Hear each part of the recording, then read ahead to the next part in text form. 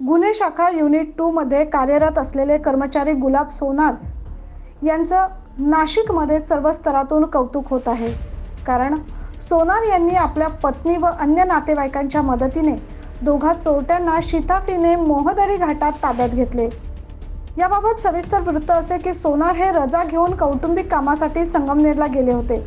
तेथून ते पत्नीसोबत नाशिकला परतत असताना नांदूर शिंगोटीच्या पुढे काही अंतर आल्यानंतर काळ्या रंगाचे जॅकेट घातलेले दोघं युवक दुचाकीने सुसाट वेगाने पुढे जात असल्याचे त्यांना दिसले।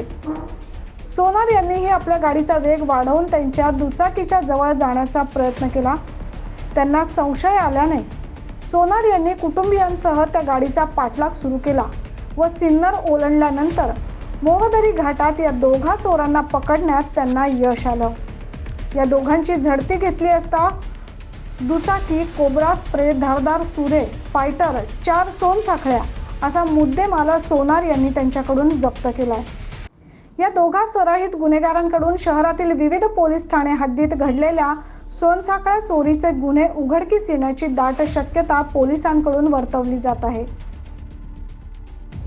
9 न्यूज साठी इसाक कुरेशीसह तबरेज शेख, नाशिक।